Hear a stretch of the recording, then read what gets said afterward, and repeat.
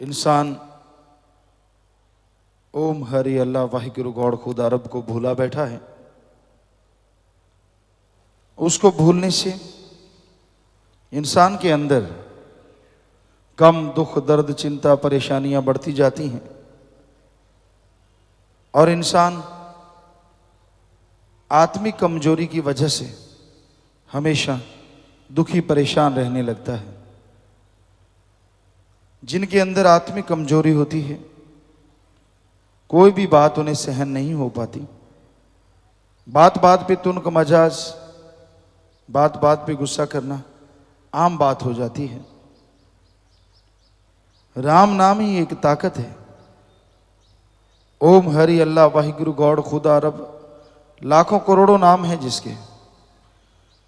जिसका जाप करने से इंसान के अंदर आत्मबल आता है, आत्मविश्वास आता है, जिसके द्वारा वो बड़े से बड़े काम में भी कभी परेशान नहीं होता।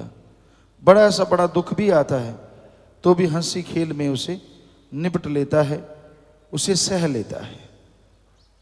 और जब आत्मिक कमजोरी आ जाती है, लोग बेवजह भी उलझे रहते हैं, बिना वजह लड़ते रहते हैं। तो आत्मबल, रूहानी शक्ति हासिल करने के लिए सत्संग ही एक जगह है।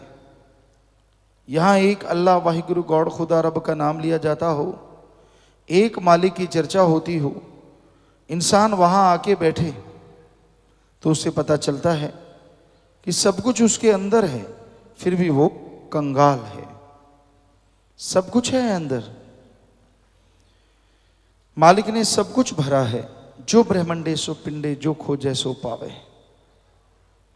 ये भक्त पीपा हुए झालावाड़ भीलवाड़ा साइड में महाराज पीपा थे, बाद में भक्त बन गए।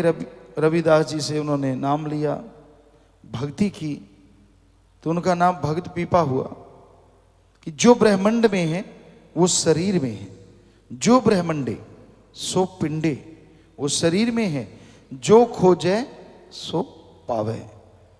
सब कुछ है शरीर के अंदर, लेकिन जो खोजे सो पावे, जो राम का नाम जपेगा, जो ओम हरि अल्लाह मालिक की भक्ति इबादत करेगा, वही सब कुछ हासिल कर सकता है, उसे ही सब कुछ मिलता है।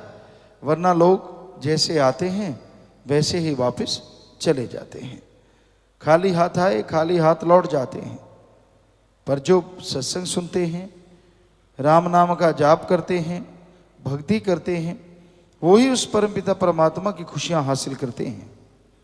उन्हीं को मालिक की कृपा दृष्टि होती है और वो मालिक की रहमो करम को हासिल करके तमाम खुशियां पाके इस कलयुग में भी, इस मृत्यु लोक में भी परमानंद की प्राप्ति कर लिया करते हैं। वो इंसान कितना सुखी होगा जो बेगम है, जिसे किसी चीज का कोई गम नहीं, कोई चिंता नहीं, यानी कोई टेंशन नहीं, कोई बीमारी नहीं, कोई गलत सोच नहीं। उससे सुखी इंसान कोई और हो ही नहीं सकता। पर ऐसा इंसान बनना कोई मामूली बात नहीं है। आप कहीं बैठे हैं, कुछ देखा, ध्यान उधर चला गया, इधर देखा इधर चला गया, उधर देखा उधर चला गया, और फिर उस ध्यान की वजह से आप अंदर ही अंदर कितनी देर उलझे रहते हैं। कभी कोई गलत विचार, कभी कोई गलत सोच, कभी कोई गलत देखना, तो उसकी वजह से आप फिर दुखी होते हैं, परेशान होते हैं, गमगीन होते हैं। तो भाई ये अति जरूरी है कि आप अपने अंदर बाहर जो भी आपके अंदर आप देख पाएं, उससे आपको सुकून मिले, चैन मिले। उसके लिए आत्मबल के अलावा और कोई तरीका नहीं। जब आत्मबल बढ़ेगा, आत्मविश्वास बढ़ेगा, तभी मालिक की कृपा दृष्टि होगी, तभी आपका अंदर इतना मजबूत होगा कि आप दुनिया में रहते हुए कमल की तरह, कीचड़ में रहते हुए भी कीचड़ का असर आपके ऊपर नहीं होगा। कमल कीचड़ में रहता है, कितनी सुंदर उसकी आभा होती है, कितना खूबसूरत होता है वो, दूर से ही अट्रैक्शन पैदा करता है, आकर्षित कर लेता है।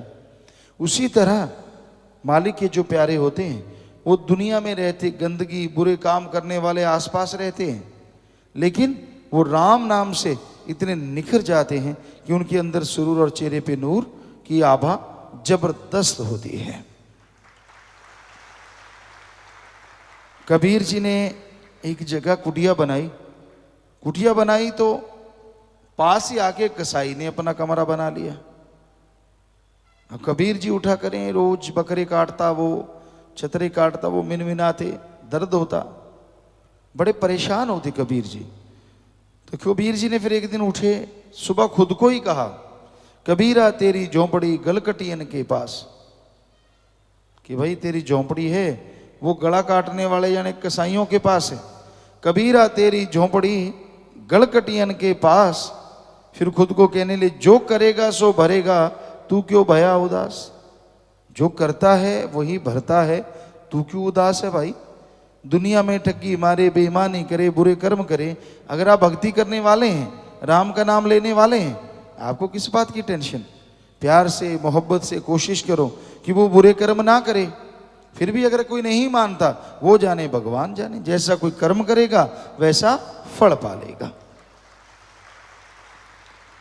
तो भक्त हर हाल में खुश रहते हैं, पर खुशी तभी आती है जब प्रभु के नाम से जुड़े रहते हैं। जब कोई सत्संग सुनता है, सुन के अमल करता है, तो ही परमानंद की प्राप्ति होती है।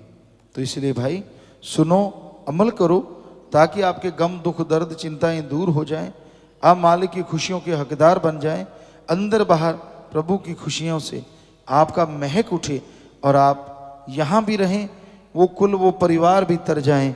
ऐसा संभव है अगर आदमी वचन सुने और उन पे अमल करे, तो वो दोनों जहां की खुशियों का हकदार इस जहान में जरूर बन सकता है। धन धन सतगुरु तेरा ही आसरा। मालिक की प्यारी साध संगत जी, अब सभी ने सुमरण करना है जी। जिन्होंने डेरा सच्चा सौदा से नाम गुरमंत्र नहीं लिया, वो सर्वधर्म का जो साझा नारा है, धन धन सतगुरु तेरा ही आसरा, इसका जाप कर सकते हैं जी।